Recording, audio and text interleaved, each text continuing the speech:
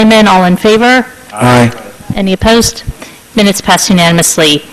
Next, we come to the part of our meeting for public comment. And I forgot, I don't know, did anybody sign up on the sheet ahead of time? Okay. Yeah, and do you need the mic? Here, we can go get you the mic. And I just want to remind all the speakers that you'll see there's an iPad up front with the timer on it, and we're just asking everybody to try to keep your comments to 3 minutes. 3 minutes, okay. And she can, and if you just state your name and your address too, please. Hi, I'm Sandra Ratner, 628 Cherry Valley Road, Princeton, of course.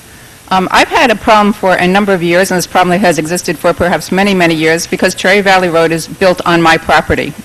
It's still my property. The town tax records show it to be my property. There is no easement. There is no such thing as a municipal road built on private property, and for some reason the town is refusing to correct this. I've asked recently that the town purchase the property. Sorry, purchase the property. I pay taxes on the property that the town has sort of stolen from me. I mean, I hate to say that, but it is. Recently, Mr. Kaiser wrote back and said that there is an easement on the road because of some road returns that are actually Montgomery townships. I've spoken to Montgomery. They say they want no part of this.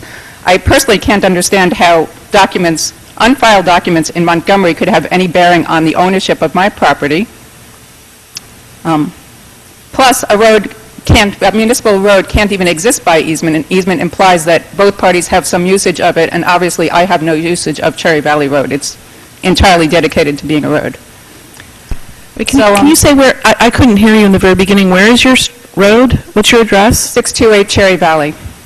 I mean, I'm sure we've all been out there. It's sort of a quiet, uninhabited road, wetlands all around. But I don't understand why the town feels that my property can be used for a road. This is an extremely unique situation. I wouldn't be surprised if it's the only one in the country where a municipal road is on private property at this point. Okay, I don't let you finish. Also, there's no legal claim that just because, I mean, it's possible, I've lived there 13 years, it's been there all the 13 years, it may have existed for many years like that, but there is no claim by municipality because it's been there, therefore they get the right to the property. That's not how municipal claims work. So I don't understand. I mean, the town has had a bunch of shifting ideas on why they should be entitled to it. It's still shown on current tax map as being both our properties, and I think everyone knows both people can't own it at once. So I want to correct it. And if you guys don't have any claim to it, I want you either off of it or you can buy it from me. So it's not just is it the public right-of-way? There's no right-of-way on the property. Other properties have easements and right-of-ways marked on the tax map. There's nothing on my tax map. There's no evidence the town has produced. I filed a OPRA request to see if there's evidence of title or right-of-way. There was nothing. I mean, the town apparently has had a survey done and a title search done. Those weren't even produced. The emails between the title search people, emails between them and Montgomery, because apparently Montgomery's been on this too. I'm not sure why I'm being picked on like this, but maybe it's because I have no neighbors, you can't see, there's no one else complaining, I'm not sure. But I'd like it to be corrected. Okay. I don't think it's the biggest deal, but I just don't like being played for a chump at this point.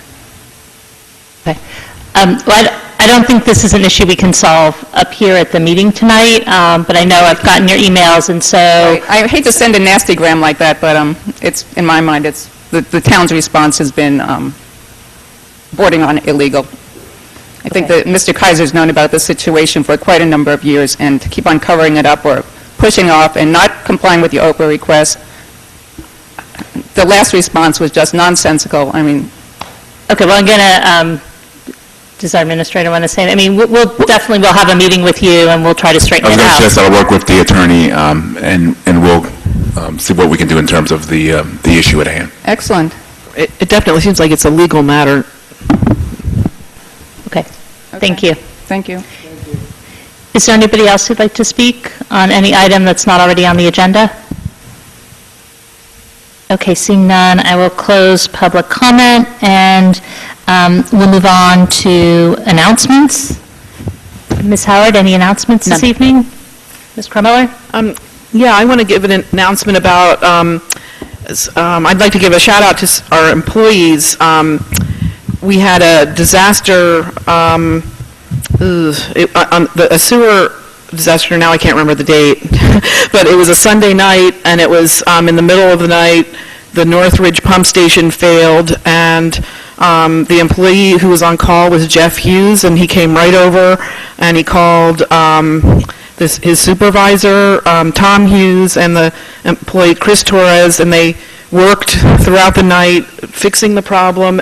Montgomery came in to help, and Montgomery is letting us divert our sewer to Montgomery for temporarily while we're getting it fixed. And overall, it was one of those things that people don't know how important it is, and I just wanted to let everybody know that that happened and give, say our employees were great. You know, they came and worked in the middle of the night and saved the day. Bob Kaiser, you might, if you know anything else that I got wrong, let me know.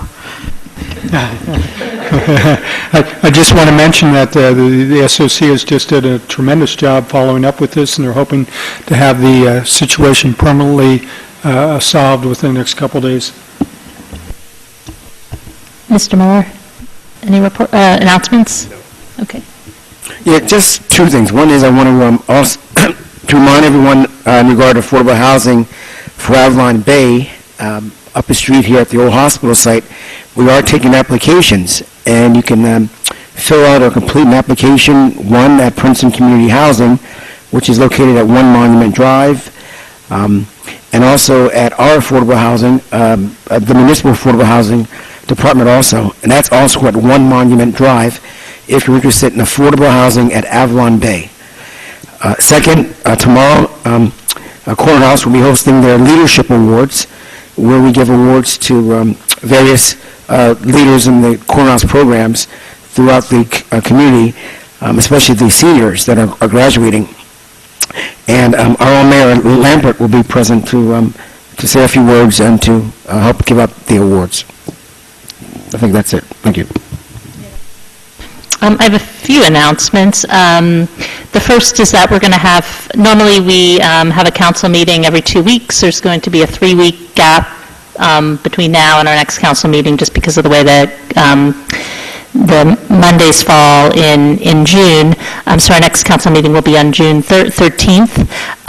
This Friday, May 27th, I'll be holding my regular Meet the Mayor open office hours in the lobby of the public library from 8:30 to 10 a.m.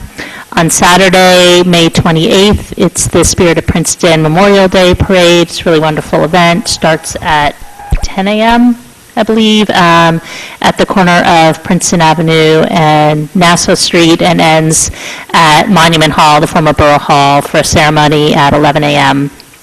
And that Saturday is also the day that the community park pool opens for the season. On Sunday, June 5th, Not in Our Town is having a ceremony for the Unity Awards that they give out to kids in the community. June 10th is the tribute for Larry Ivan, who most people remember for his very distinctive announcements at the pool, where he's getting everybody's attention. On June 11th and 12th, we're going to be having our second hackathon, Civic Hackathon, at the public library. And on June 12th, it's the Ciclavia. I think this is a third annual Ciclavia, and this is where Quaker Road is closed to car traffic. And so you can go out on your bike or your tricycle or your skateboard or your roller skates or just walk. And it's a really beautiful road, especially when there's no cars and you can ride out in the middle of the street. And there'll be parking in West Windsor, at the Nassau Park shops by Target, and there'll also be parking at the Friends School. And that is it for announcements. Any staff announcements? Mr. Kaiser, your announcements? I have some reports. You can wait for that. Any other? No? Okay. All right, well, next we move on to reports, and we can start with Lieutenant Morgan for the police report for the month of March.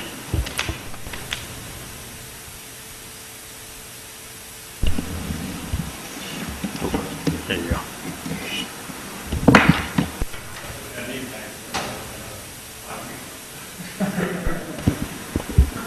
Good evening, everyone. Like you said, Mayor, this is for the month of March 2016.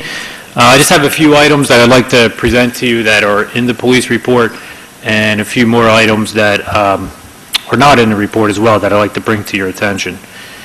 First, in regards to community policing and our Safe Neighborhood Bureau, we started a new program with Princeton High School, specifically with the athletics department, where officers from the Safe Neighborhood Bureau are going to be attending practices and games within the athletics department for various sports. And the idea behind it is just to continue the interaction with the students outside of the classroom.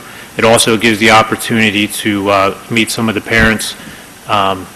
So far, it's been nothing but great feedback from everyone. And the idea is that if it continues to remain a success, we'll advance it outside of athletics and start interacting with other activities outside of the school as well. We continue with vacant house checks, car seats, Operation Blue Angel. I don't know if everyone's familiar with our Operation Blue Angel, but during the month of March, we had 5 more people sign up. That's where if you're 55 years or older, you live alone, or during the day you're home alone for most of the time, you can make application to the police department.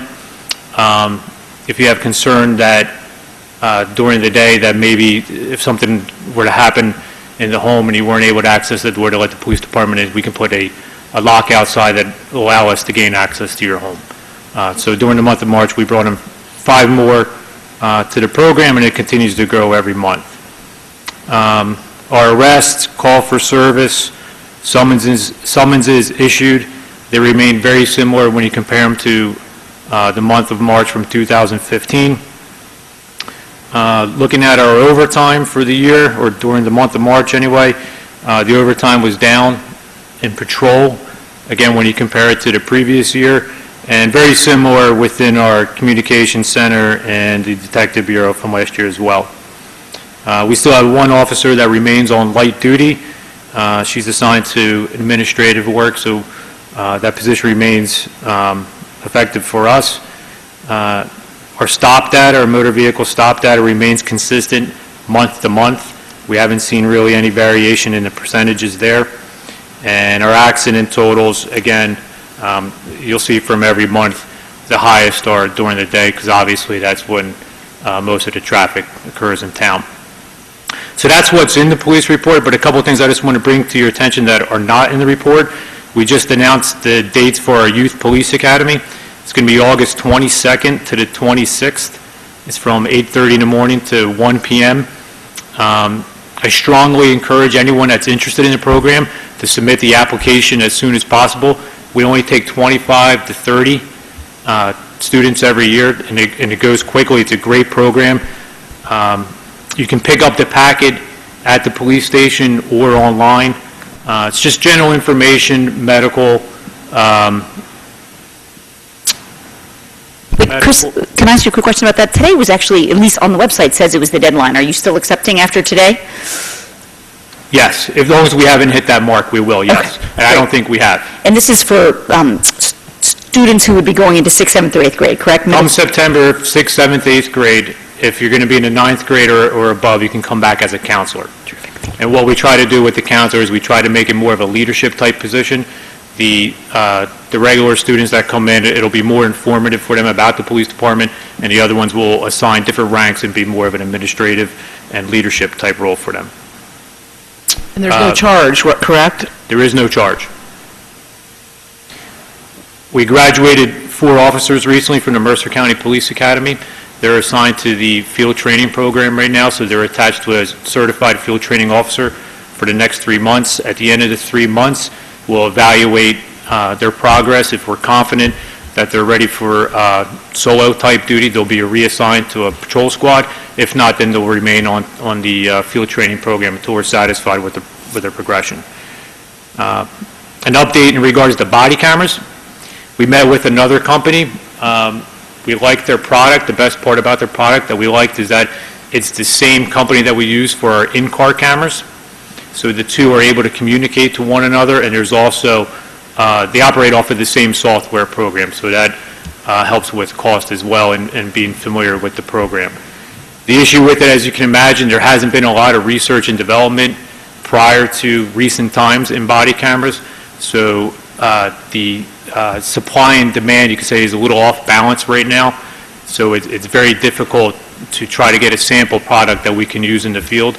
But once we get one, we're going to test it, we're going to try it. We have the software program already from the in-car camera, so we can test it as if we had the full program. And then once we're satisfied with it, then there needs to be discussions with cost and how we're going to budget that.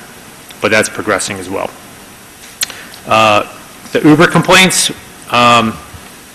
we've been addressing this issue with the Taxi Association. We've reached out to them. We've had conversations. We've also put officers out at the different taxi stands. We've done plain clothes and in uniform just to get an idea of what the traffic is in and around the taxi stands. We haven't seen Uber around the taxi stands. We've had individual conversations with taxi cab drivers, and it seems the biggest complaint is just the fact that Uber is in town, not so much that they're at the taxi stands, and we're not seeing it either. So it just seems that Uber's in town, and perhaps there's an impact to their services because of that, but they're not at the taxi stands, from what we've seen. Lieutenant, I just read an article today that Uber has launched a food delivery service. I don't know if you guys know that. I was just reading today, so they're going to be in town delivering. It's just unbelievable how far, and it's supposed to be, they're taking on Grubhub, I guess, the large company, and they're putting out millions of dollars into this. Wow. So that may be why you may see them in town. Maybe. We're at tour bus season, so what we've done already is to the contacts that we've had in the past about tour buses, we've reached out to them again. We've notified them of the procedures for drop-off, pickup, and where to park. We've also directed our parking enforcement, patrol, and foot patrol that's in that area to keep an eye on the tour buses as well. We have literature that's available because it seemed like there was a bit of a communication issue, so it's written in English and in Chinese. We realized that last summer that there might have been an issue there with the communication. So we're trying to get out in front of it and get that communication out there before it kicks up all the way with the tour buses. And then lastly, I don't know if you're familiar with Raids Online, if that's been presented by the chief to you already, but it's the program where they're able to see in our computer system what types of calls are taking place in the town, and it puts it at what looks like a Google map, and it almost makes a pin map. So that's up and running, that's ready to go, and once the new website is fully developed, we're going to put that right onto the police department's website. And it just goes again with the transparency. We want everyone to see what type of activity is occurring in town, and then the homeowner can actually zoom in on their neighborhood and see what's happening right on their block. It's not specific to an address itself, but it will put it to the 400 block of Witherspoon Street. So that's the report for March. Yes, Ms. Howard? I'll start actually by seconding what you said about Raids Online. So I would encourage people to Google Raids Online, and you sign up, you give your zip code, and then you get these reports. You can get a weekly report that tells you can go on any time and map your neighborhood, but you can also get a weekly report of what's been happening in your neighborhood. So it's really terrific. I still don't quite understand the business model, because we're not paying for this service. No, it's a free service for the police department and the community member as well. Maybe I'm about to be bombarded with ads and don't know it. Yeah, there are probably ads on the site, maybe? Yeah, but I don't remember it being intrusive, but so far so good. We'll let you know, I guess. But You can access it now. If you go on to Raids Online, you can actually see it, and then we'll put the link onto so the that's website. terrific. So I'm glad you raised it and really want to encourage people to sign up. I had a question. Later on in the agenda, we've got a resolution authorizing up to no more than $15,000 to go to the Rutgers Police Institute. And as I understand it, that's to allow them to do some data analysis. Those are the folks who often get hired by the U.S. Department of Justice when the Civil Rights Division is coming in and taking over a police department and helping a police department use data to improve their practices. And I think this is an example of Chief Sutter wanted to proactively reach out to some experts who we fortunately have in state. Are you familiar with what the proposed scope of work is and what you think will be the product? The way it developed for us is that we want to remain transparent as a police department. And we put out all the information regarding our arrest and our motor vehicle stop data. But we want to gain a better understanding of what that raw data means, not just the percentages and the numbers themselves, but a full understanding so that we can take that information, apply it back to the police department, and use it more as a management tool for guiding the police department. Thank you. I had two questions. One was about the raids online and the police blotter. Are those reports, who decides what goes in them and what doesn't go in them? Or is there anything that doesn't go in them? Or does all information go in them? So we have a public information officer that goes through it twice a week and then puts the information out to the press. Everything that you would see on raids online goes in the press blotter as well, and the press blotter even takes a little bit more, and that goes out. I mean, so does the raids online, does somebody have to is the public information officer deciding to put that there, or is it just automatically go in there on the system? On the back end, the raids online, you pick what information you want to put out into the community. But not individual incidents, like you say, we want to put all burglary, Yes. number, whatever you have. You would say we want all thefts to be published onto the raids online, Right. all burglaries, all motor vehicle crashes, whatever Right. it might be. Right. And to begin with, we're putting out all the information. Right. If it becomes overload, if it becomes too much, we can start to scale it back. Okay, thanks. And then the other question was about the, I noticed on the neighborhood policing, there were 2 meetings attended by, about a speaker that the Human Services is, Khalil and I was just wondering why 2 meetings were taken up, and do you anticipate problems, or? I can answer the part. No, I think we're just participating in the discussion of the meetings. No, it's actually, yeah, you know, it's that. It just is on wire, 2 meetings about This it. is a big deal, and we're excited, and so it's actually really just, maybe it's just a lot of planning. Logistics? Yeah, it's logistics and partnerships. It's the library, the Y, NIOT, Human Services, the police department, so it's really actually just been an example of good collaboration, I think, with community partners and excitement over, this is I think he's a big deal speaker, and we're excited about the event coming up.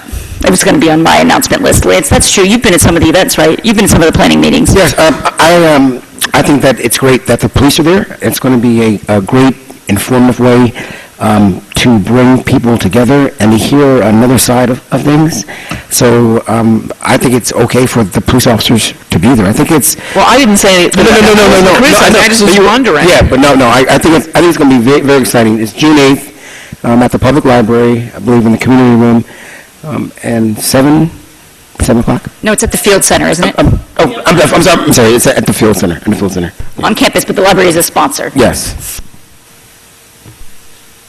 Oh, am I? Do you have any other? Is that the guy? No, I just want to say thank you. The police department, they're doing an awesome job. Summer's coming up, so I know, are we bringing the bicycles back out? Yes, we will. That'll be under our Safe Neighborhood Bureau. We'll adjust their time schedules, and you'll see a lot of bike patrol in and around the downtown area. Excellent. Thank you.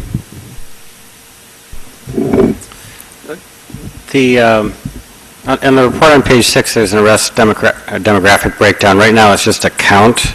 Can we also get a percentage? And I know that Rutgers is going to help us interpret that, but could we get that in percentage? Well, I think that will help people a little bit understand the numbers better. Absolutely. I just wanted to follow up on what you were saying about the tour buses, because I know when summer comes, if somebody wants to make a citizen arrest or sees a tour bus where they shouldn't be, I should have framed it that way. Do you want people to call Access Princeton? Where do you want people to call, and what's most helpful? Should they take a picture of the license plate? Should they? The best thing that I would suggest is to just immediately contact the police department, because more than likely, we're either going to have a parking enforcement officer patrol or even somebody on foot in that immediate area. So once we get the phone call, we can direct them to that area and hopefully either issue a summons, or if it's a communication issue, we can hand out the literature. If we go through Access Princeton, there'll be too much of a delay, and we won't be able to address the issue with the driver itself. Okay. So call the non-emergency Correct. police number. All right. So I think we should maybe get Access Princeton to help with just getting that information out there so people have it on hand of who to call. And I guess the other question is, did we learn any lessons from last year? I guess you mentioned a couple of them about just having the information in English and Chinese, but are there any other lessons to help to manage the situation? What we learned was that enforcement alone is not going to solve the issue. It's almost as if we would need somebody dedicated out there to watch the drop-off and pick-up sites constantly.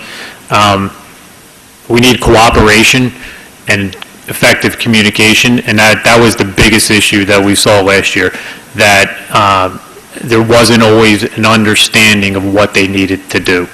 So that's why we changed we're going to have information right on hand, so when we're out there, not only explain it, but provide the literature, and also in 2 different languages, and hopefully that'll help this year. Okay, great. And I know there were a couple merchants who were participating in that conversation when we had it, because I think there's a couple spots where the tourists tend to go, so maybe we can work with them also to get the word out. Okay, thank you. Anything else? Okay. Ms. Howard? Well, I just, since we've got you here, were you at the forum last week on social host liability? It might be interesting to get perhaps Mayor or you or Council President Lieberman were going to talk about that, but it might be interesting to hear from the police perspective about that event. It was very well attended. There were a lot of healthy discussions regarding the topic with the potential of the new ordinance.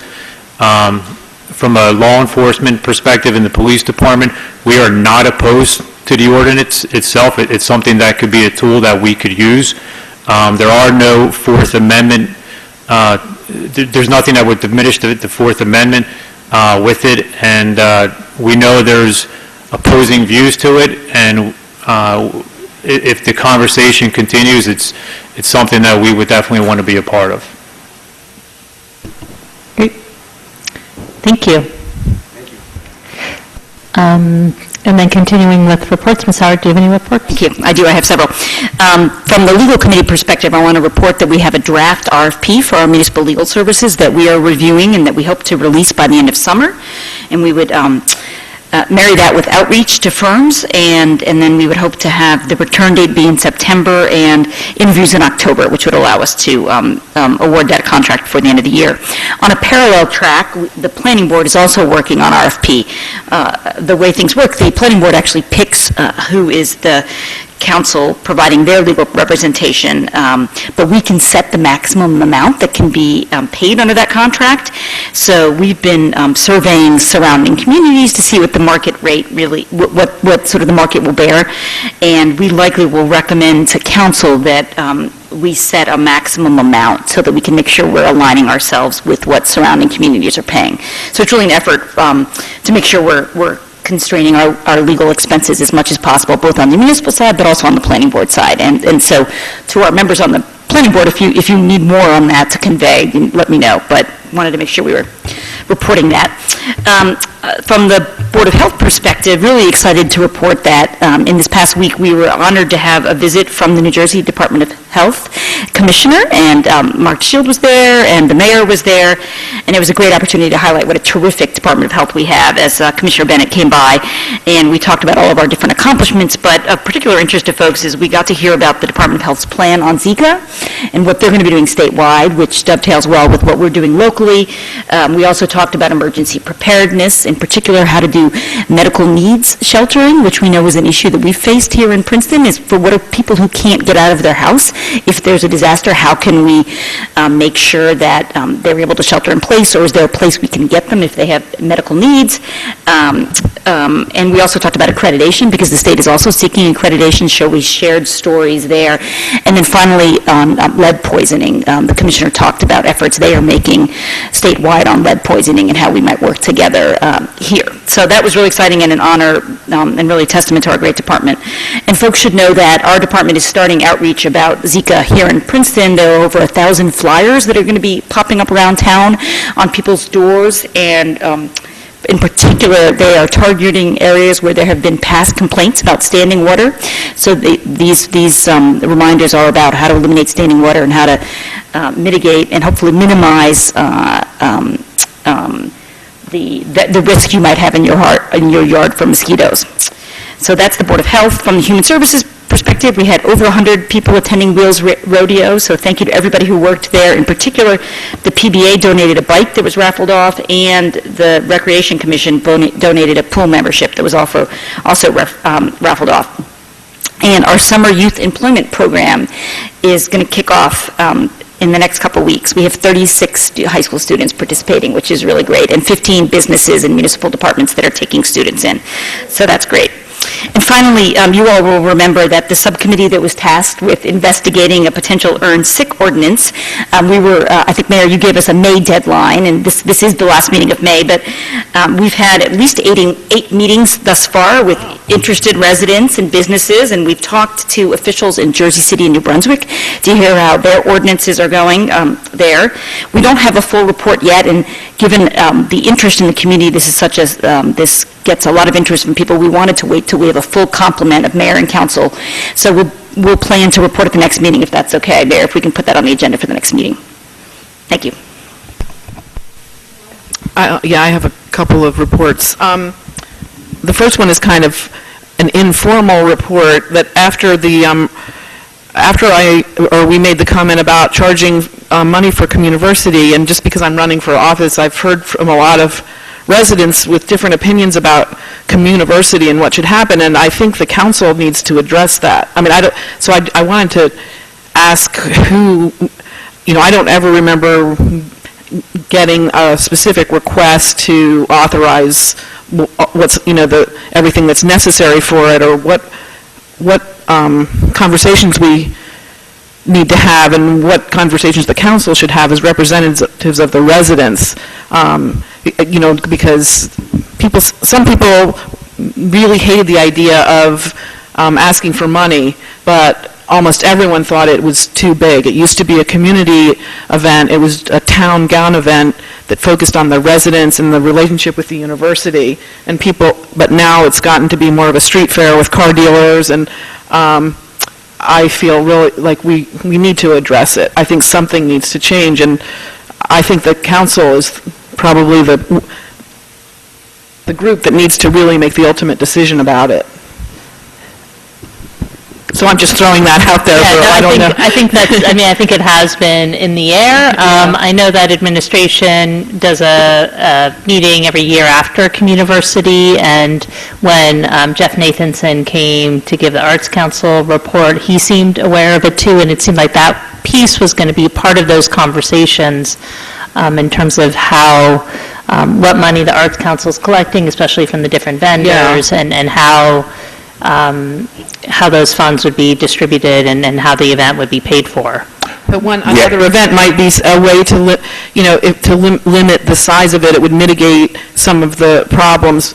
And a suggestion that I've heard repeatedly is that we cut down the number of vendors, and we limit them to local, even local in the area, not necessarily just Princeton, but just maybe Princeton and our surrounding communities. Did you have a... We actually had our after-action review last week, and we did discuss this issue. One thing had a conversation... Was any member? It was just staff. Just staff, okay. And what we did come to a conclusion is that we do need to have a conversation, a continuation of that conversation that was mostly logistics about moving forward.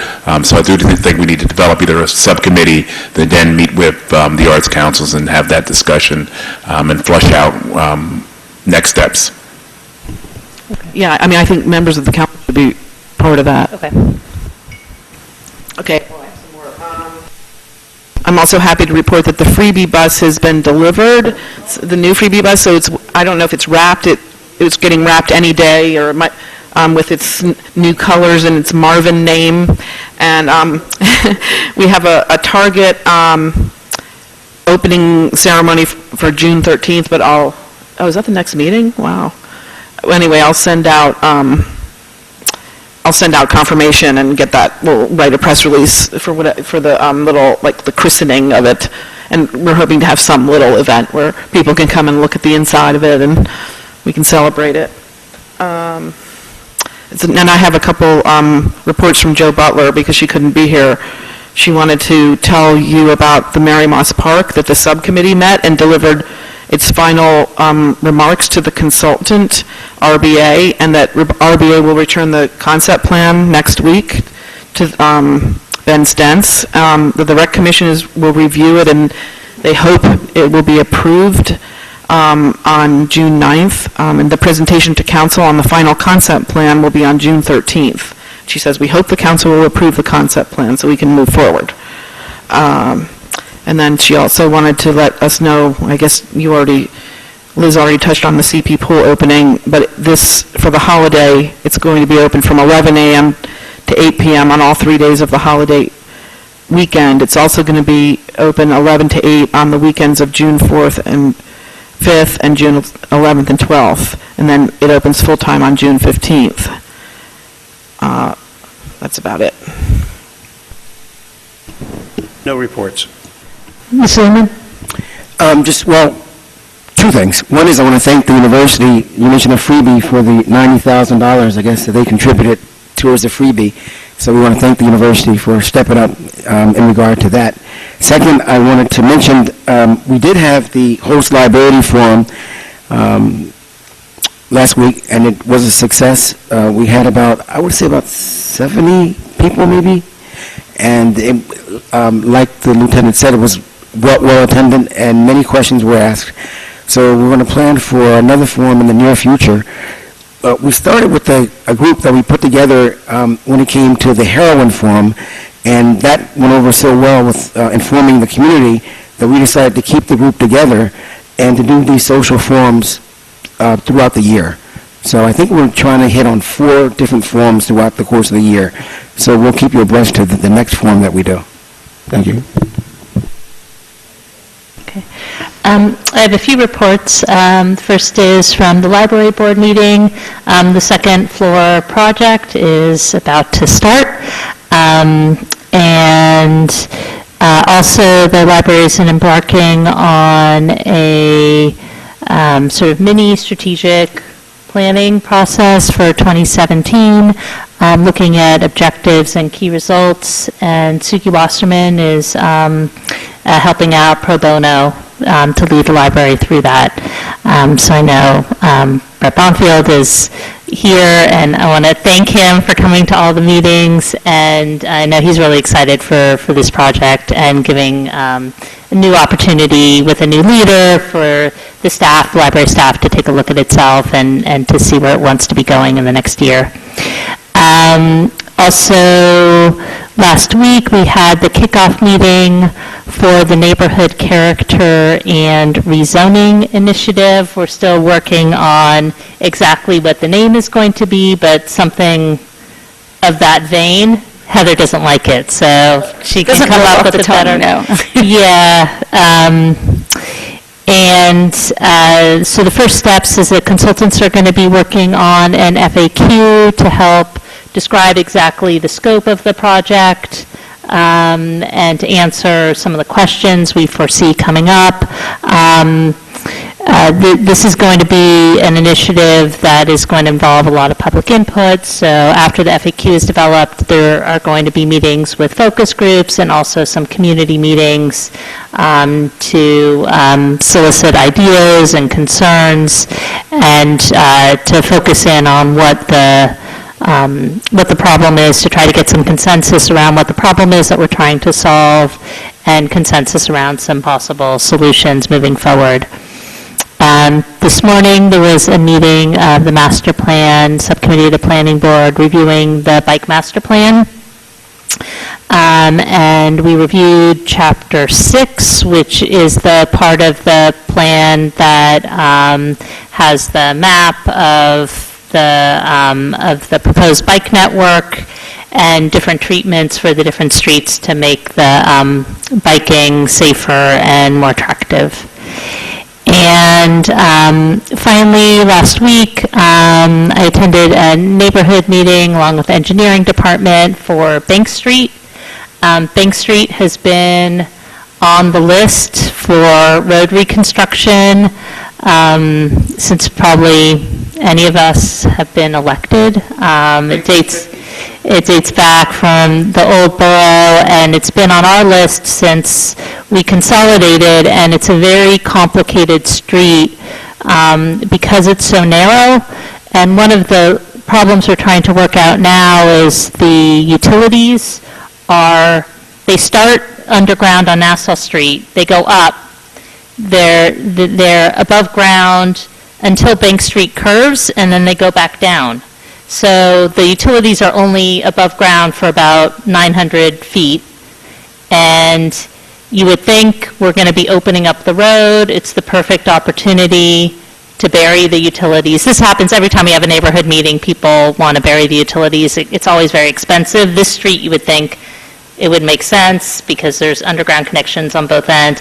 It's still insanely, unbelievably expensive. So Mr. Kaiser has been terrific. He lowered the price by something like 25%, but it's still in the order of $70,000 per residence, and there's a lot of rentals on the street. So at this point, that's not low enough for it to work. So we're working with state representatives. We're seeing if the BPU can help us in any way, and I don't know how optimistic to be, but we're still trying. And at some point, if it's either going to work or it's not going to work, and we're going to move forward with a project. So the neighbors were not pleased at the figure that it's still so high. And that's it for my reports. Are there any staff reports? Mr. Kaiser? Thank you very much, Madam Mayor. I have 3 quick items to report on, and then Jack West has an item to report on as well. First item, IDA located along Bunn Drive needs to replace their main transformer powering their building. And they've been coordinating with PSC&G, and they're planning to start work on a Friday afternoon, work right through a Friday night until into the early evening the following day. And they're looking to do that work Friday, June 2nd, Saturday, June 3rd, weather permitting. If the weather doesn't cooperate, they're looking to do it the following week. So I'm providing that information just as an FYI, and we'll work with the police department to get that out on Mixel as well. But it's the type of work that needs to be coordinated and done at those times to prevent a major shutdown. Secondly, a New Jersey American Water Company, they are planning to replace the water main in Nassau Street between Snowden and Harrison Street sometime either later this year or next year. And at this point, they need to do survey work in the middle of the road, and they're planning to do that work between 9 p.m. and 1 a.m. This Wednesday evening. And they've received approval from the DOT, and the traffic will be neck down to one-lane alternating traffic as that survey work is proceeding during that 4-hour period. In addition, with Valley Road, the work is proceeding. Contractors have been working on the sanitary sewer improvements, and also just recently they've started on storm sewer improvements, and that work will continue throughout the summer. Lastly, Jack is here because during the Public Works meeting there were questions regarding the playground relating to the Avalon Bay development, and members of the DPW committee asked if a brief report could be provided regarding what's included in that playground area and the possible Avalon Bay schedule. Jack?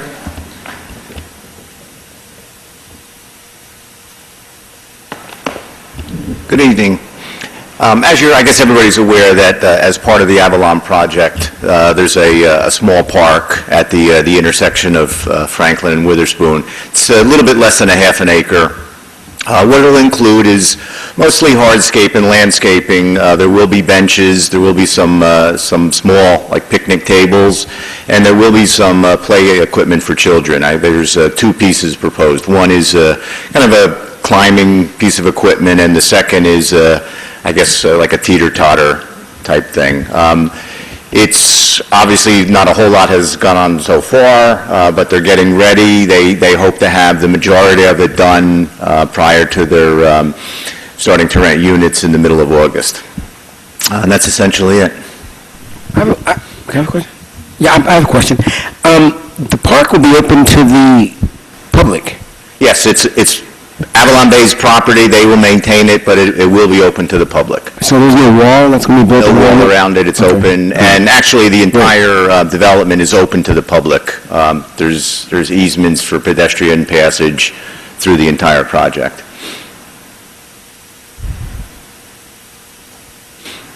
Thank you. Any questions from council on that? Question for Mr. Kaiser. When Nassau Street is open for water main repair or replacement, there are other utilities probably that are buried in Nassau Street and that stretch between Harrison and Snowden. Are they going to be examined at the same time from the standpoint of replacement or upgrading?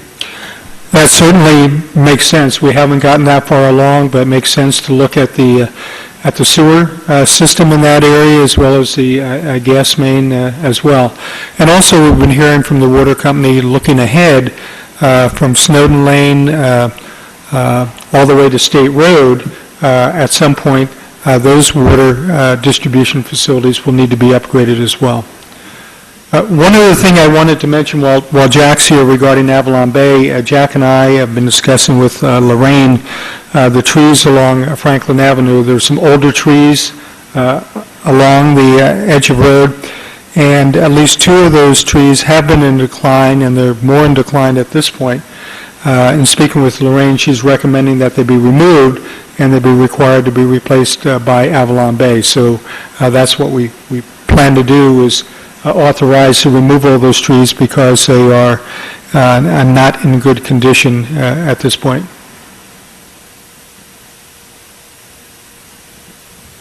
Thank you. Any other reports? Just one report, Mayor. Just wanted to report to council on a recent meeting we had with the university. Staff and the university met to discuss different opportunities in which we would collaborate with the eHub and other university entities. That meeting really centered around how the university and the municipality could connect, particularly in the area of entrepreneurship. And what, as a result of that meeting, we had a number of staff sit down with the university. We really developed 4 areas in which we would look to connect with the university. Those are data collection and analysis, design thinking and planning, and the use of university subject matter experts to assist the municipality. As part of that process, we'll be meeting regularly to kind of make connections and partnerships in those areas. And in fact, right after that meeting, we were able to connect with two students who are members of the Tiger Challenge, in which they're interested in applying design thinking towards affordable housing. So they'll be working on a collaboration with us in that area. So we look forward to continued cooperation with the university on various items. Terrific, thank you. Any other staff reports? Okay, great. And next we come to our presentation for this evening. I'd like to welcome up Kristen Applegate to tell us about the replacement of the green roof on Firestone Library. So I hope the man behind the screen can make the screen appear in front of you. And And he did. Look at that. Perfect. So thank you, Mayor, Council. Just a brief update. I know you have a long agenda ahead of you. But I did ask for some time to come and speak tonight to give you an update about a project that is set to take place starting on or about June 2nd, which is a day or two after commencement on campus. Just to orient you to the map that you all are looking at, Nassau Street runs left to right, Washington Road sort of down the center of the page. The red box is around a part of Firestone Library, which is actually an addition to that the original building from 1988, and that addition actually has a green roof on top of it. And the structure under the green roof, the waterproofing system, is at the point where it needs to be replaced. So starting on or about June 2nd, what our contractors will be doing is removing any vegetation that's on that surface and the soils. They will be coming in and out of the site where I've marked with the orange dot. There's a sculpture there, an Evelson sculpture, which will be moved over by the School of Architecture and along McCosh Walk for the time that this project's taking place. The sculpture will move back and be put back in place at the conclusion of the project. The soils and the vegetation will be removed.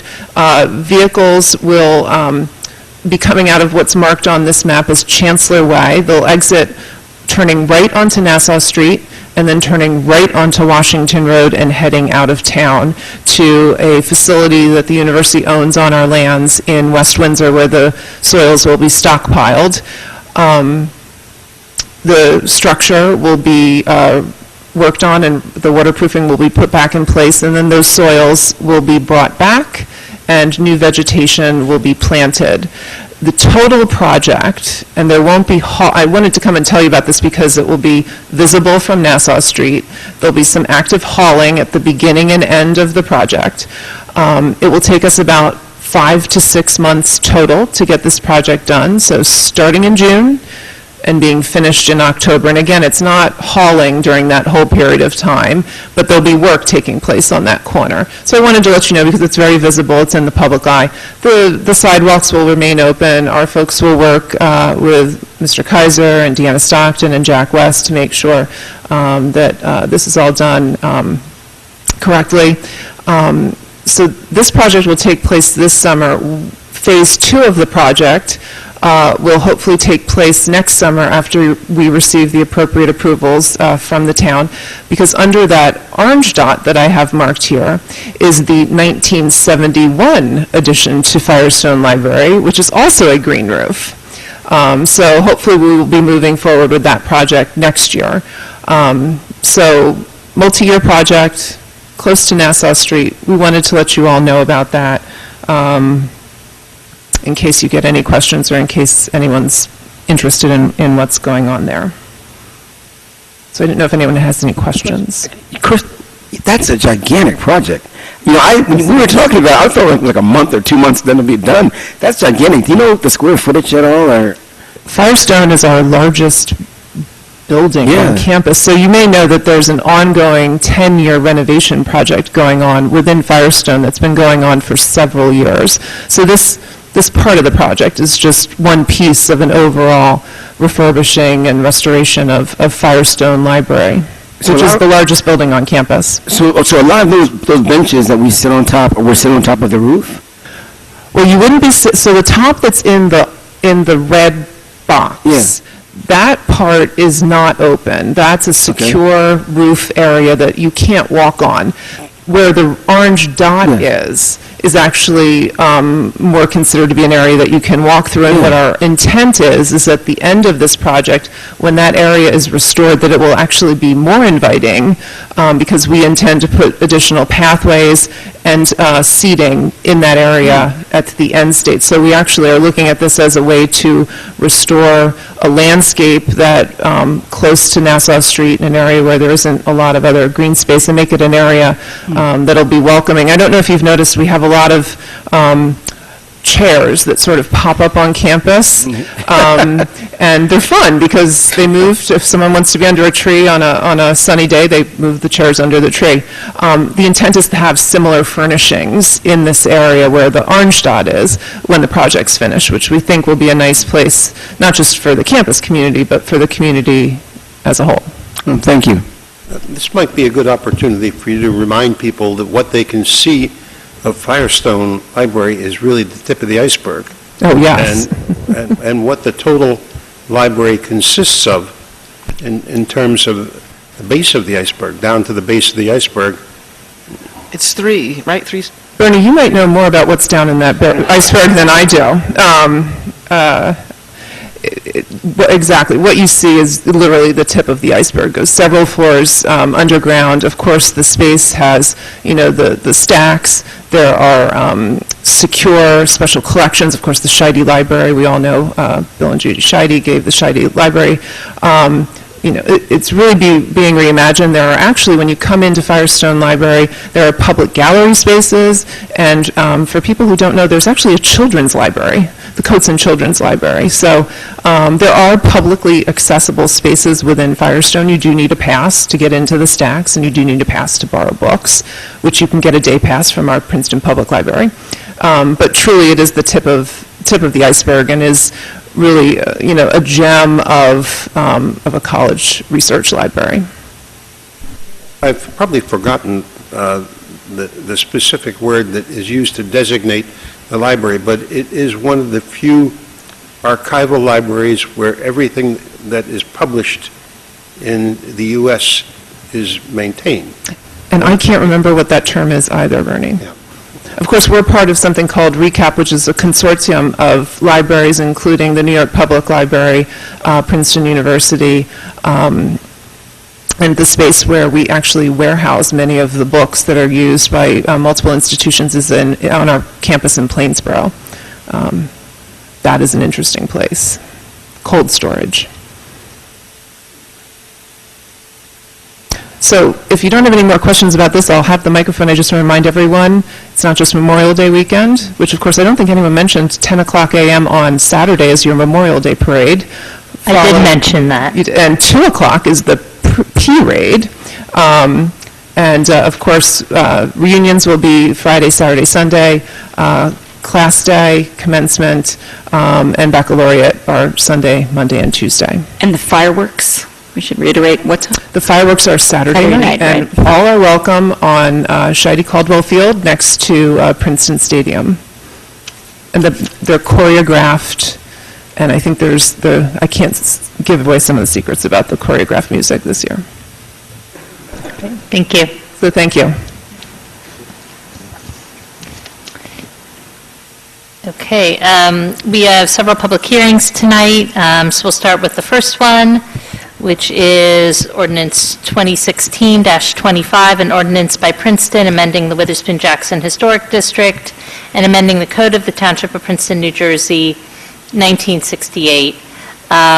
This ordinance is really a housekeeping ordinance that we knew about at the time when we passed the original ordinance, and this is to remove a piece of the cemetery that was accidentally included. And this ordinance was reviewed by the planning board, and the planning board deemed it consistent with the master plan. No, I'll recuse myself. Okay. Yes, sir. Yep, thank you. And is there, I need to open up the public hearing, so I'm going to do that first. I'm going to open up the public hearing on this ordinance. And seeing no one, I'll close the public hearing, and is there a motion? So moved. Second. It's moved by Mr. Miller, seconded by Ms. Howard. Any further discussion? Madam Clerk, please call the roll. Ms. Howard? Yes. Mr. Carmiller? Yes. Mr. Miller? Yes. And Mr. Simon? Yes. Motion carries. Okay, and the ordinance passes unanimously.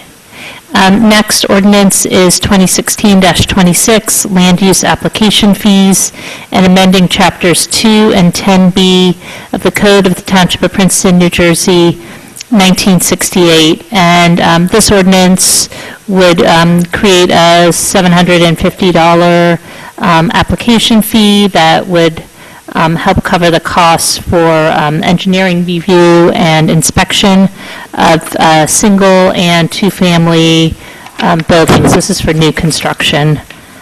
And I'd like to open up the public hearing on this ordinance. And seeing that, I'll close the public hearing, and also wanted to let council know the planning board reviewed this ordinance also and found it to be consistent with the master plan. Is there a motion? So moved. Moved by Mr. Liverman, seconded by Mr. Miller. Any further discussion? Madam Clerk, please call the roll. Ms. Howard? Yes. Ms. Carmiller? Yes. Mr. Miller? Yes. Mr. Liverman? Yes. And Mr. Simon? Yes. Motion carries. And the ordinance passes unanimously. Next is ordinance 2016-28, bond ordinance by Princeton authorizing as a local improvement the installation of a public sanitary sewer main and laterals along a portion of Snowden Lane and Van Dyke Road, appropriating the sum of $775,000, therefore providing for financing of said appropriation by the making of a down payment and issuance of bonds and notes of Princeton, and further providing for the special assessment of 100% of the cost thereof. So I would like to open up the public hearing for this ordinance. I know there's a lot of, I see a lot of neighbors. And if you'd like to speak, just come to the microphone. I do want to remind everybody there's this iPad here for the timer, so we'd ask that you try to please keep your comments to 3 minutes.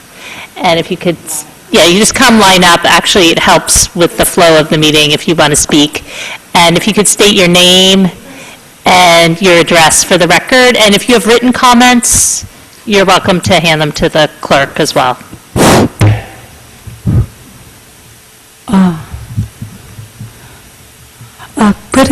Good evening, ladies and gentlemen. Hi, can you just start with your name and your address?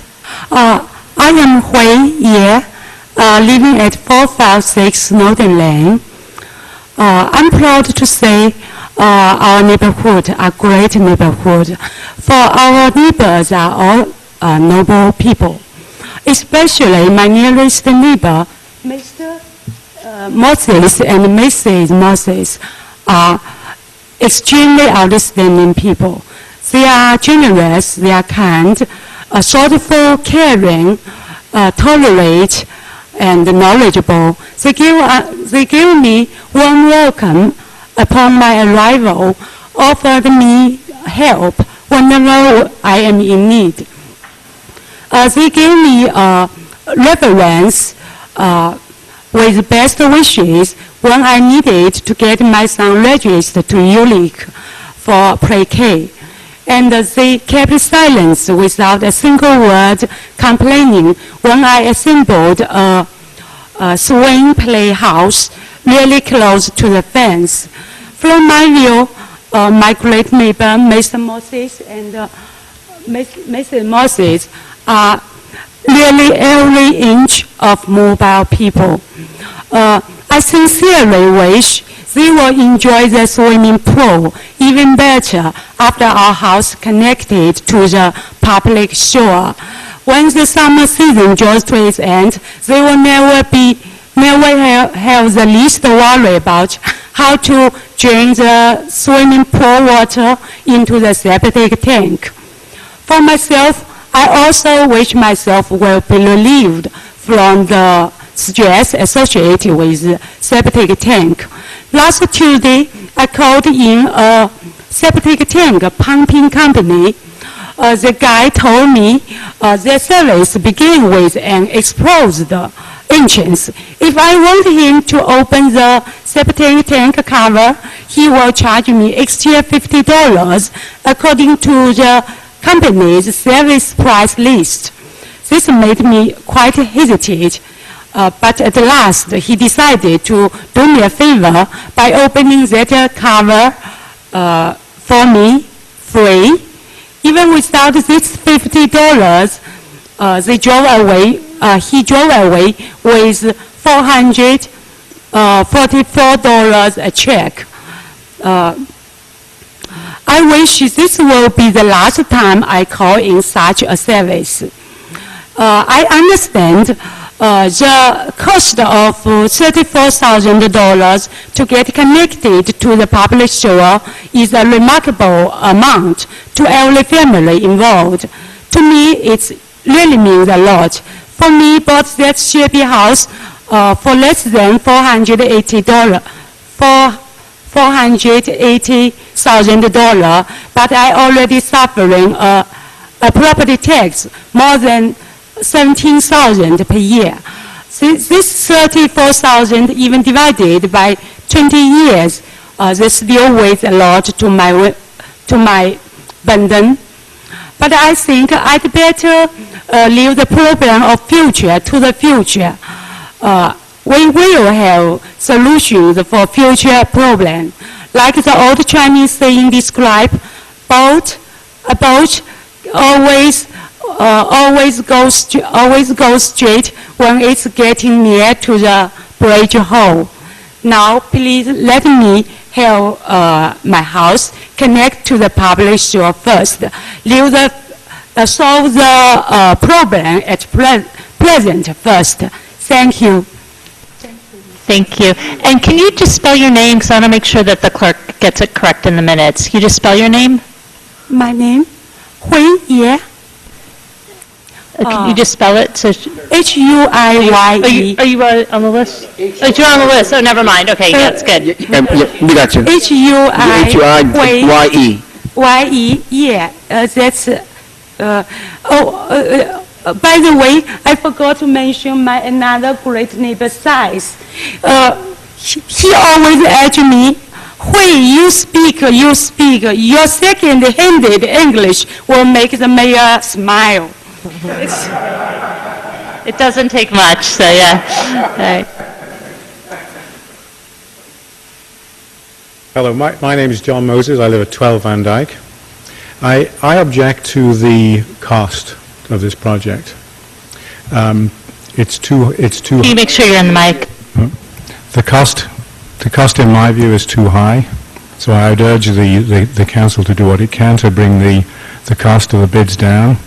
Secondly, I object to the principle that seems to underlie the decision, which is the council has abrogated to itself the right to determine what is cost affordable to each of the individual unit holders. And therefore is arbitrary in my opinion. And I wonder if there had been less households available into which to divide the total cost. At some point, the council, I expect, would have determined that there's a limit, individual cost limit, beyond which becomes cost prohibitive. And therefore, we're absent a technical or a model to determine how that decision is made. It's therefore arbitrary. I believe that the council has the legal right to impose this. In the same way that it had the legal right to impose a ugly cell tower right outside my home, for which I'm assuming it's receiving funds from AT&T for the privilege.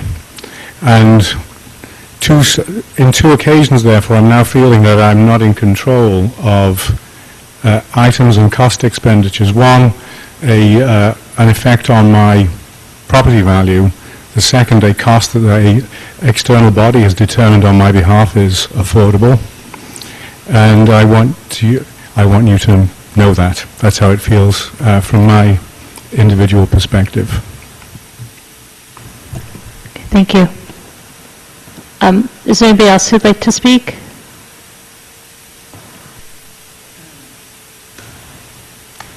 Hi. Name is Raymond DeVoe. I live at 422 Snowden Lane. Tell you a quick little bit about the timeline of this project in hopes that it... Just make sure you're right in the mic. I'm sorry. Okay. Uh-oh. Okay.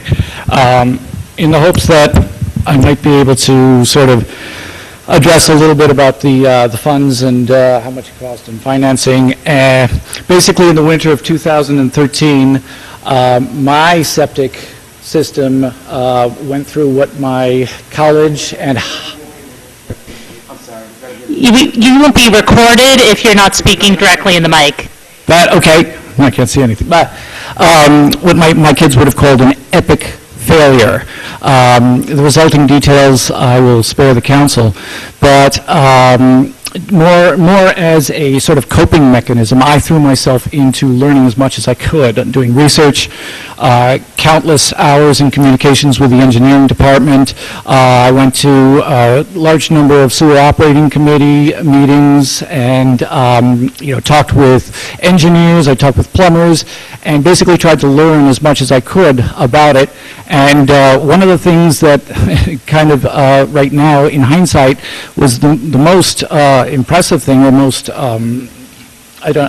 most unexpected thing that I learned was that at $5,000 of emergency excavation work that was completed about just before the sun went down on Christmas Eve in 2013, I got off light. Okay, $5,000 just to repair a septic drain line. The specialist that we had to get for that to come out, because Jefferson, the plumber, wouldn't touch it. We had to get a septic drain sewer specialist, and he told me, and I quote, "You will never get a permit for a standard system in this area." A standard system being where the waste comes in, scum floats, sludge sinks, and then the effluent clear goes out the drain and into the septic, into the leach field. The water table is too high. At the time, he said our only options would have been a mound system, which is unsightly. That runs $45,000 to $55,000, or a pressure injection multi-bin system. I might not have that entirely right, which to remove and repair could cost as much as $55,000 to $65,000. This is the highest top of the line system that you can get for homes. It is also what is installed at my neighbor's house at 438. It's just been 438 Snowden. It's just been built. Interestingly enough, he is very enthusiastic about joining this project, despite having this incredible. If I could have a few more seconds, since I had trouble with the mic. So this was this was 2.5 years ago. That sort of initiated this, and about 3 or 4 months into the process, Mr. Kaiser and the engineering department started talking rather ominously about not the likelihood of septic failure, not the probability, but the inevitability of septic failure. He was likening it to a hard disk drive, in that it's not a question of if it will fail, but when it will fail. He also used this analogy at the neighborhood meeting about 5 weeks ago. That was April 19th. And in the time since then, one of the homes that's been on the market has a buyer and has undergone a septic inspection, which has subsequently failed. It's unlikely that it's going to be the only one. I know that there's a lot, this is a lot of money to have to deal with for something that seems to be operating in a nominal fashion or is working properly. But, while I wholeheartedly disagree with, and my neighbors who would be opposed to it, I could never bring myself to wish upon them or anyone else the anxiety-inducing feeling of helplessness, of what do I do now, that is brought on by a failed septic system. Given the described inevitability of the other failures, I would request, please, that the council approve the ordinance 2016-28, the sewer line extension for Snowden Lane and Van Dyke Road on 4 counts. It's a much-needed modernizing improvement for both sanitary and health reasons and the betterment of the community. The large majority of beneficiaries are in favor. There will be 23 homes that will benefit from this extension of sewer service, and in the past few weeks, I've been able to tabulate 21 of the property owners and categorize the interest as enthusiastic to extremely enthusiastic. 3, it's in keeping with the Princeton Master Plan long-term goals of removing homes from the septic dependency. 4th, and finally, but possibly most poignantly, it will forever remove the nightmare specter of a failed septic system like the one I faced and my neighbor now faces and others would inevitably face. Thank you for your time. Apologize for going over. And thank you for putting this item on the agenda a lot earlier than last time. Okay, thank you. Is there anybody else who'd like to speak as part of the public hearing?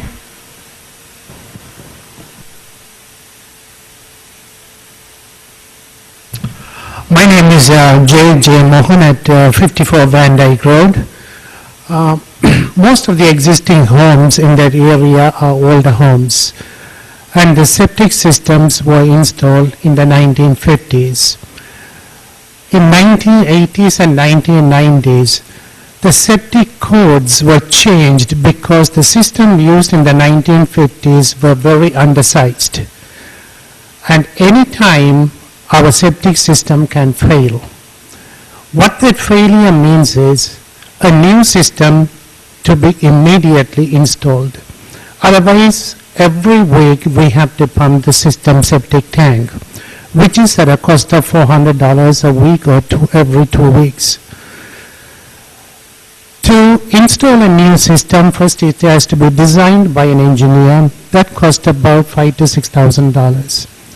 After that, we need to get the permit and the installation about $45,000 to $55,000. I am a homeowner. I have sent my children to college. I have taken loan on the house. Suddenly, if a $55,000 or $60,000 I have to pay, I won't be able to afford it. I cannot take an equity line of credit too. If a contractor is going to finance that, his interest rate will be exorbitantly high. The system that we are requesting the towns to install on our street will help us a lot in managing our finances, as well as financing at a very low interest rate over a long period of time. Therefore, I conclude that this is a valuable project to our neighborhood, and I sincerely wish that it will pass. Thank you very much. Thank you. Is there anybody else who'd like to speak?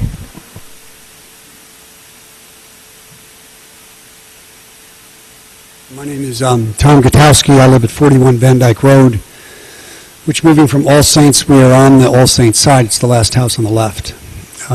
For a number of reasons, I think we do favor the septic system as moving forward. We share the concern about cost, which does seem extremely high in regard to the Bank Street issues that you're facing. We're half what Bank Street is. But for most of us, that's an awful lot of money to have to come up with. But in general, I think we favor it. My one question for the engineers would be the house, the property directly next to me, which is 63 Van Dyke Road, I don't think is part of this plan. And for those that have lived in town a while, I purchased that property from the estate of Mrs. Margaret Light, a few years ago. And I think we'd be interested in seeing if that home could also be brought onto that system. So that's 61 Van Dyke. On 41 Van Dyke, it's the adjacent property, which is also my property. So I just wanted to bring 63 Van Dyke. So I'm at 41, it's 63 that I don't think is on the plan, because I've not received anything in that regard. Okay, Mr. Kaiser? Yes, and if I can respond, we followed up with the sewer operating committee regarding that property, and they have advised that that property is connected directly into the All Saints pump station, so it is sewered based on their records and review. So that one goes to a pumping station there? Goes into the pumping station at All Saints Road, which is located just on the western side of the stream that runs under Trehune and Van Dyke. Okay, and that's the best way to leave that you think? Yes, Okay. exactly. They're connected in. All right, thank you. Okay, thank you. Is there anybody else who'd like to speak? Okay. All right, I'm going to close the public hearing then and return this to council. And before we start the council discussion, I just had a question for Mr. Kaiser. Just wanted to address the question from the gentleman who wanted to have a better understanding, I think, of how we charge these types of sewer projects and how we've done it in the past. And is this consistent with past expansions of the sewer system? We've done a number of sewer projects in the past, perhaps 5 or 6 similar type projects, and yes, in all cases, we've divided the cost equally among those that are connecting into the system by gravity flow. We've adjusted in the cases where properties have to pump into the system. We have one property here that needs to pump into the system. In this particular case, this area of the town is like an island that isn't sewered. All the way around this particular area, there's public sewers that serve the properties, with the exception of these 9 existing homes and the 14 new homes that will be built based on the planning board approvals that are currently in place. And we have an opportunity here where the developers support the system. They have an alternate way to go to connect over to the All States pump station. But by them connecting in with their combined 14 homes and each covering the 34,000 plus, it really helps finance this sewer as well. Regarding other projects we've done, we've had others similar range of $25,000 to $35,000 cost. One that was installed along Princeton-Kingston Road, I guess 6 or 7 years ago. The estimate then was $35,000 per home. And in that particular case, the former township committee, rather than doing a 10-year amortization, amortized the cost over 20 years. And it's my understanding that that could be possible here to reduce some of the annual cost. But most of the sewer improvement assessments that have been done over a 10-year period, but we do have a precedent for a 20-year period. Right. Have the neighbors been offered the 20-year? Has anyone, would that be preferable? And if so, could we do that? How would that happen? But I don't know if that would be preferable, because in the end, it's not actually cheaper, it's just extending the other,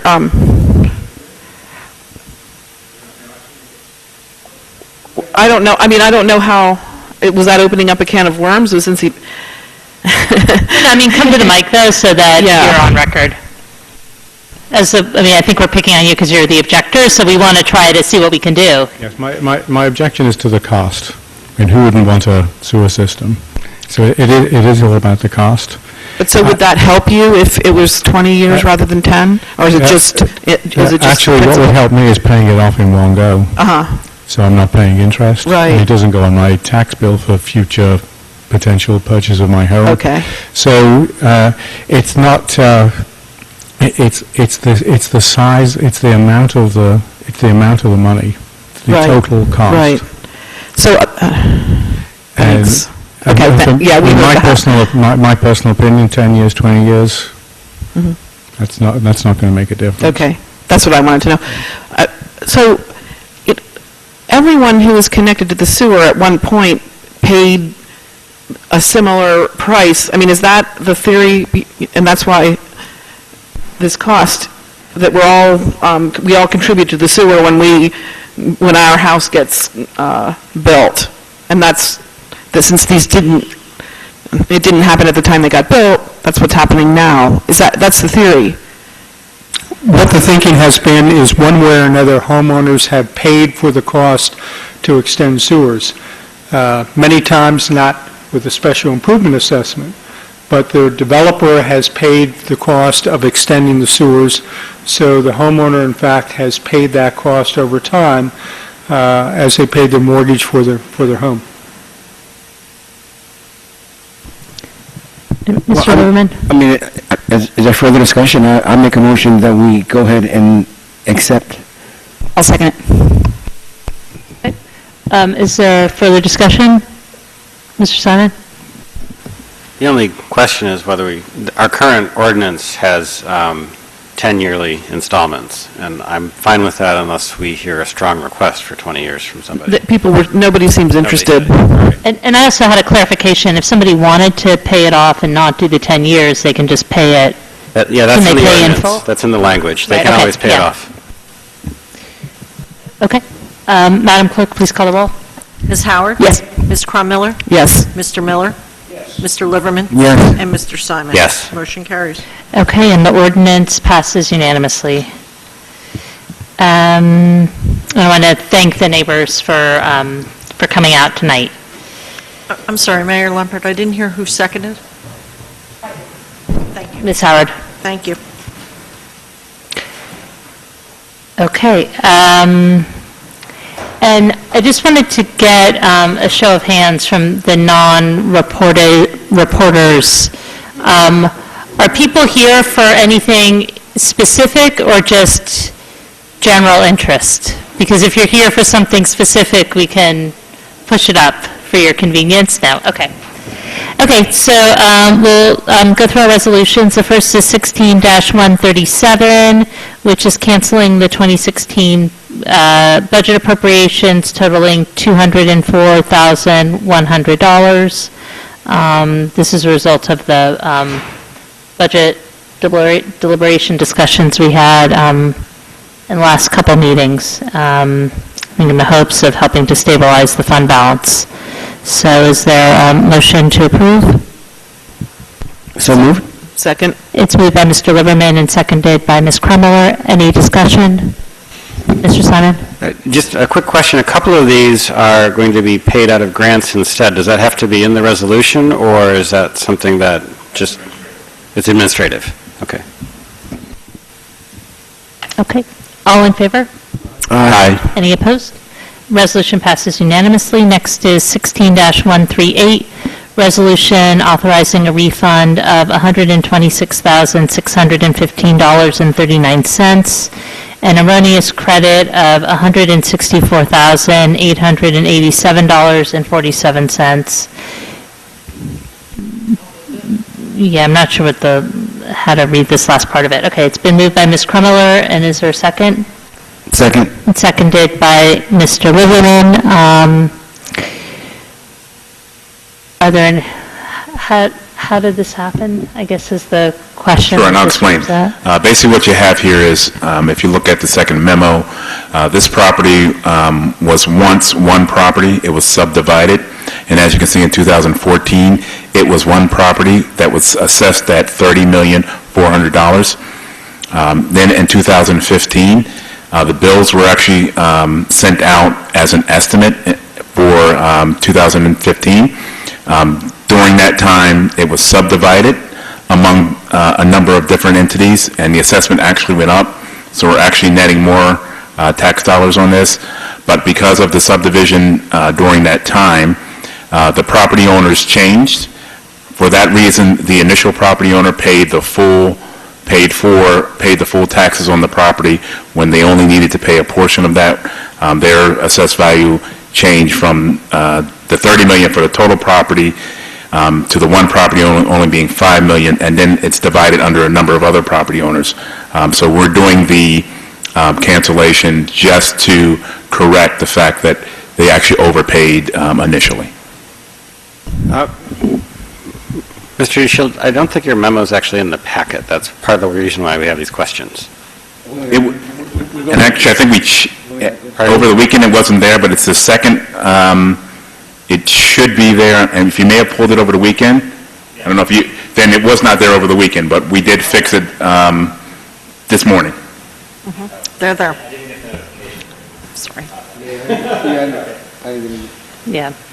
So I do have one other question, which is, there's an erroneous credit here, so does that mean that we have an audit correction that goes back to that year, or was that caught in the audit but simply not backtracked to the property? I believe what this is simply, it was just a credit that was sitting in the system, and she cannot change that credit erroneously in the system without doing a resolution. It was just, it was not accounted for anywhere. It was just a credit that was in the system that she needs to remove, and the only way to remove it is to have a document saying to remove it. Okay, but in terms of our fund balances and our audits, this has no impact? No impact. Thank you. Okay. I'll move it. It's been moved by Mr. Simon. Has it already been moved and seconded? Sorry, was it? It sorry, has been, all right. Then all in favor? Aye. Aye. Any opposed? Okay, passes unanimously. Next, 16-139, resolution authorizing the award of a professional services agreement to the Rutgers Police Institute for data analysis for specialized services and analyzing certain data collected by the police department not to exceed $15,000. I'll move it. It's been moved by Ms. Howard. I'll second. And seconded by Ms. Krummeller. Any discussion? All in favor? Aye. Any opposed?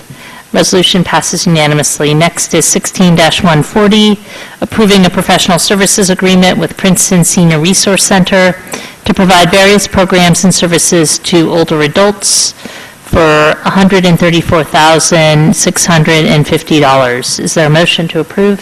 So moved. Moved by Mr. Liverman and seconded by Mr. Miller. Any discussion? All in favor? Aye. Any opposed? Resolution passes unanimously.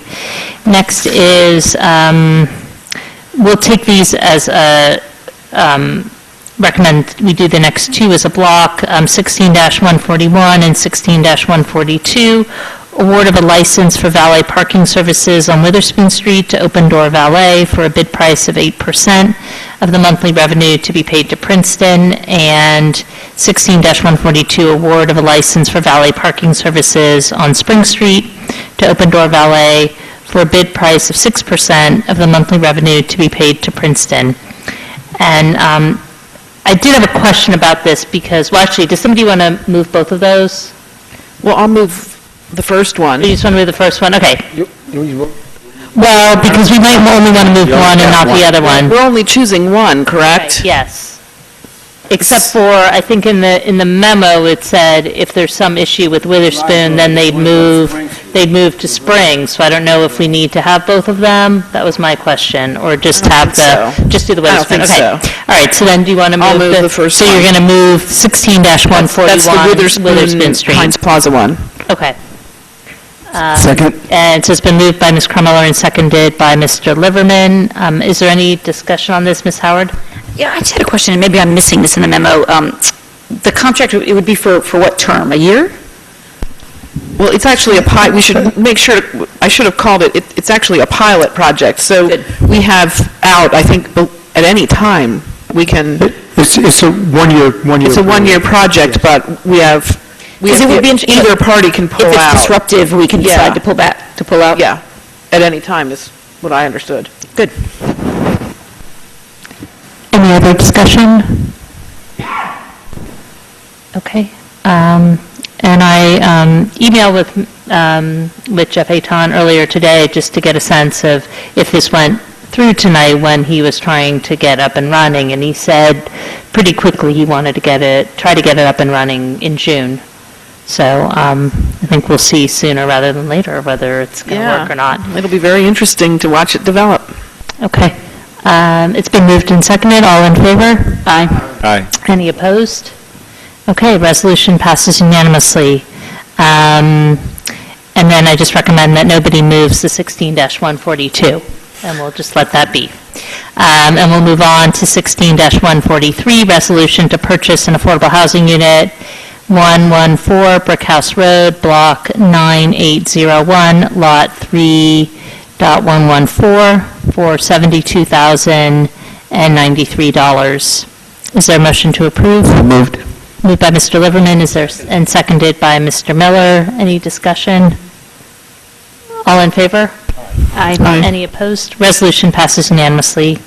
Next is 16-144, capital construction contract award for the Great Road and Mountain Avenue traffic signal installation and resurfacing of various roads project to S Brothers Incorporated in the not-to-exceed amount of $1,183,001.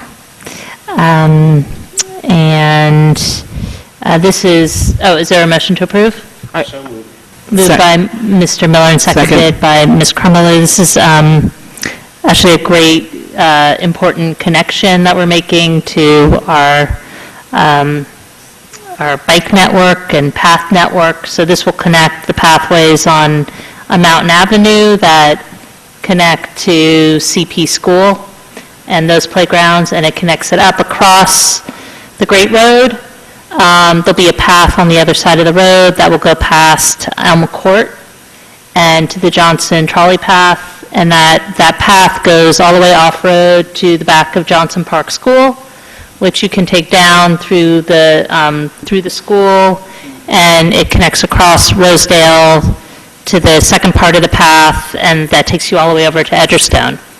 So it's a really, it's been one of those long-time missing links, and hopefully it'll also help with car traffic for that turn, especially in the mornings. Right, and we're rush getting a hour. new light there, so that... Yes.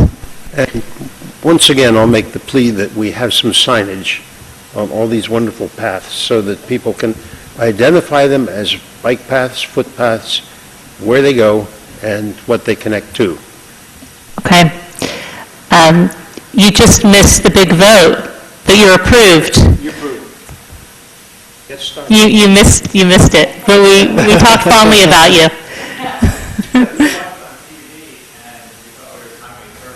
No, we're too fast tonight, so, yes.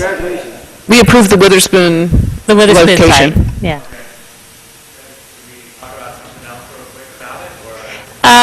Yeah, sure, let's just finish this vote, we're in the middle of it, then you can make a comment. This has been moved and seconded, and all in favor? Aye. Any opposed? Okay, the resolution passes unanimously. And did you want to make a statement about the 16-141?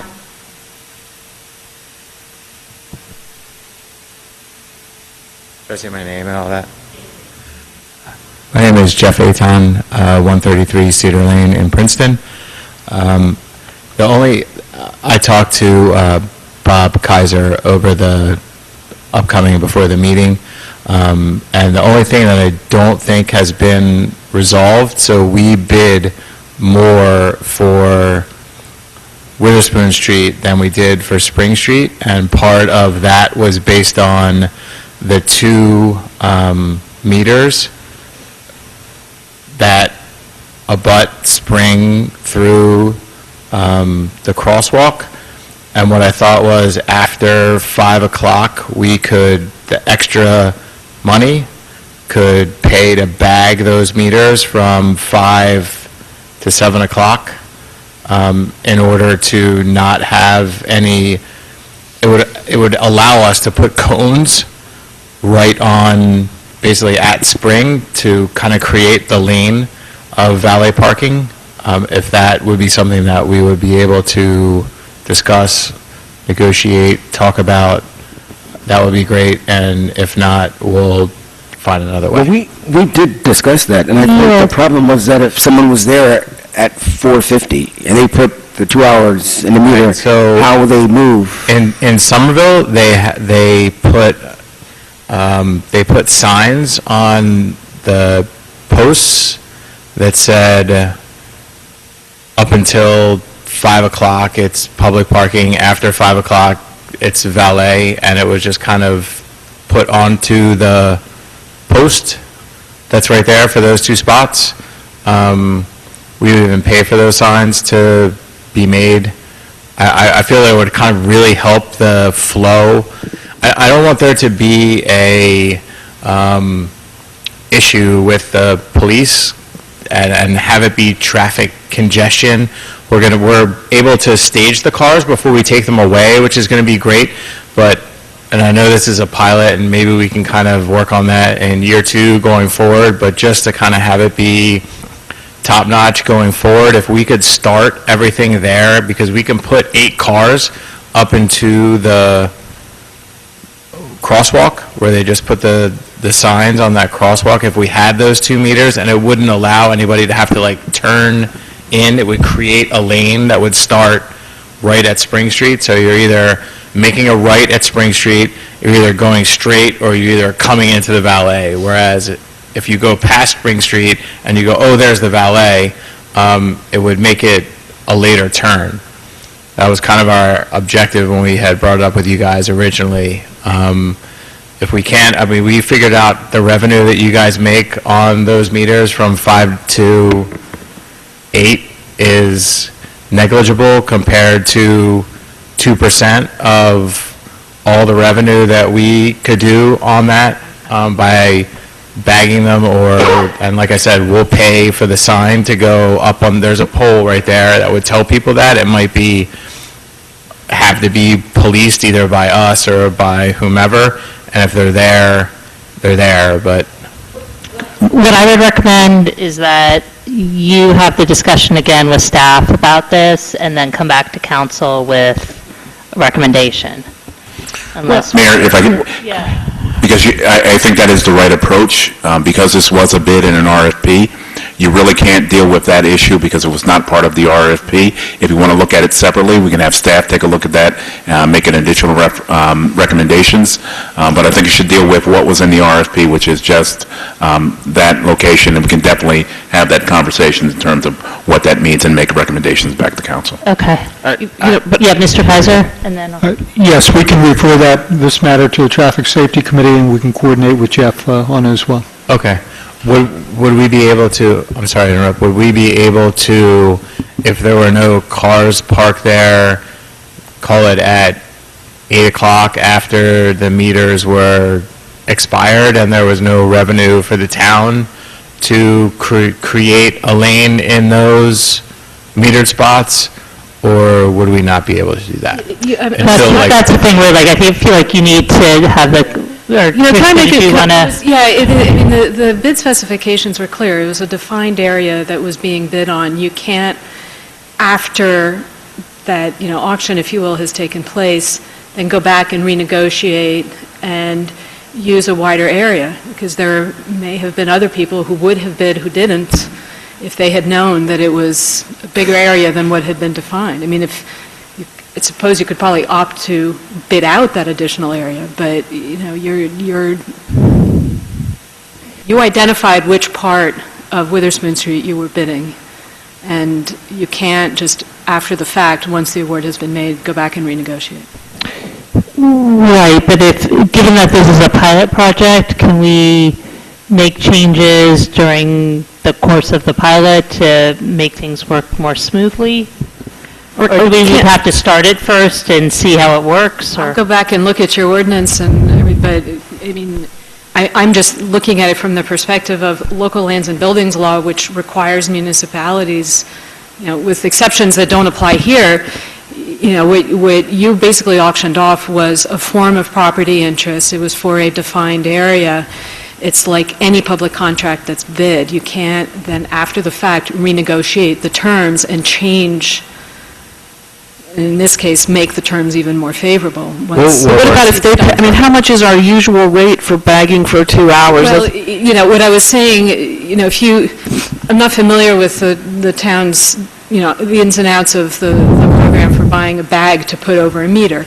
That's a different thing. If that's something that's available to anybody, according to whatever rules have been established, then that's available to anybody. What I am saying is you can't just enter into a separate agreement now to expand the area for which you're granting a license. Because that area was already defined up front. Yeah, Mr. Simon? Yeah, so I guess I had a couple questions. First is with respect to bagging the meters. If I understand from past discussions, we do have a program where somebody can buy a bag, but it's for an entire day. It's not for a part of a day. Correct. For the entire day. Whatever that charge is, we can communicate that to Mr. Anton, and that would be doable. I think it's $35 for the whole day. So we're talking and that's about where we need to sit down and have that conversation with him. Right. It's $15 a day. $15. So we're talking about $30 to take those meters for the entire day. And we really only want them from 5 to... Right, but you heard our attorney, so that's... I get it. So I understand. The second question I had is actually to you, or maybe to the staff, which is the bid response document.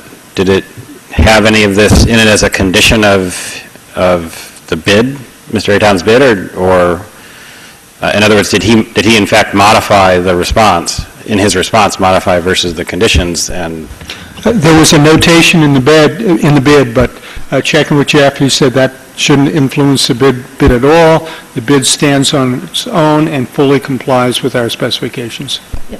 Ms. Howard?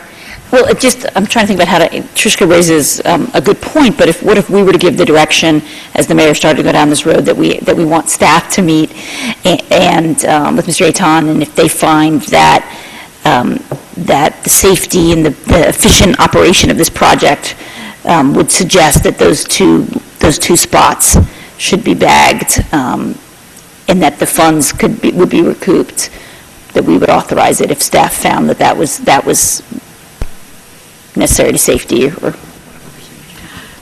Right, I was gonna just say, I don't I think the answer to that is simply, we would have to apply the same standards we use for everyone else, then That's what, meters. that's what I'm saying. We're just talking, now we're saying, oh, I think the town would prefer those meters to be bagged for a couple hours.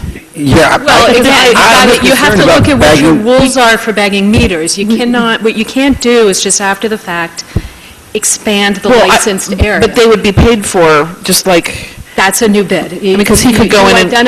You guys identified what the area was that you were licensing. That's what you put out to bid. That's what you can award. If you want to expand it, that's a new bid or additional. Well, I would say just change it. To deal with it normally, this would be done administratively, and so my recommendation is that we've approved the bid, we've already voted on the resolution, accordance with all the specs that were sent out, and that in terms of implementing this, I think that's really a staff issue, and you can work with engineering and with our traffic safety officer and with the administrator to just work out if there's operational issues that you're running into. I mean, we just approved it, we want it to be successful, and we want it to be safe. So I would say, work with the staff to make sure that's true. Yeah, I wanted to second that because I think it's pretty obvious what he's talking about, the traffic flow, that it would be, to me at least, and I don't think it requires expertise to recognize that it would be good, so I'd rather have it not go. We have legal concerns? Okay. All right. Thank you. That's fine. Thank you very much. Thanks. And I'm sorry, I think we obviously missed earlier, like, is there a date when we're able to start, like it's approved so we can start?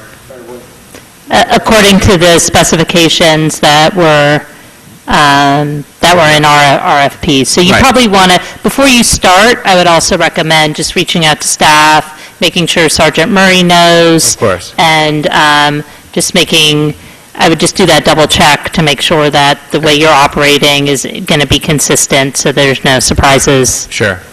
Absolutely. And Mr. Kaiser, I don't know if you had any addition. Yes, also there's some administrative things that we need to put in place, so if we could speak, we could work to have that license perfected so you're ready to proceed. I'll reach out to you during the week. Okay. All right, great. Okay. Thank you guys very much. All right, good luck. Thanks. Thank you. Okay. We are now on... 9. Yes, 16-145, professional services agreement with Parsons Brinkerhoff in the not-to-exceed amount of $69,442.25, reimbursable through the NJDOT Design Assistance Pilot Program for the preliminary engineering services related to pedestrian upgrades to traffic signals at Harrison Street and Hamilton Avenue, and at Harrison Street and Franklin Avenue. And Deanna Stockton's not here tonight, but I do want to thank her for successfully obtaining this grant for these two traffic signals. I've been hearing a lot. These are very well-used intersections by people who need a traffic signal. So with that said, is there a motion to approve? So moved. Second. Moved by Mr. Miller, seconded by Ms. Howard. Any other further discussion? All in favor? Aye. Any opposed? Resolution passes unanimously. And next is 16-146, the Federal Aid Safe Routes to School Grant Agreement between New Jersey Department of Transportation and Princeton for reimbursement of preliminary engineering services fees not to exceed $69,443. Looks like we're going to make 75 cents on this. Is there a motion to approve? So moved. Second. Moved by Ms. Howard, seconded by Ms. Krummeller. Any discussion? All in favor? Aye. Any opposed? Resolution passes unanimously. Next, we come to our consent agenda, which contains items of a routine nature, passed by single vote. Are there any items anybody would like removed from the consent agenda? Item 14, we need to be handled separately. Okay, anything else? Okay. I'll move them in block. Could you move in block Except minus 16-155? Correct? Yes, Second. Moved by Ms. Howard, seconded by Mr. Liverman. All in favor? Aye. Any opposed? The consent agenda passes unanimously, and then we'll take up Resolution 16-155 separately. Mr. Miller is recusing himself. It's all. New Jersey Municipal Services Act reimbursement agreement for 2015 with Governor's Lane Homeowners Association in the amount of $28,902.40. It's been moved by Ms. Howard. Second. And seconded by Mr. Liverman. All in favor? Aye. Any opposed? Passes unanimously with Mr. Miller abstaining. And is there a motion to adjourn? So, Moved by Mr. Miller, seconded by Ms. Howard. All in favor? Aye.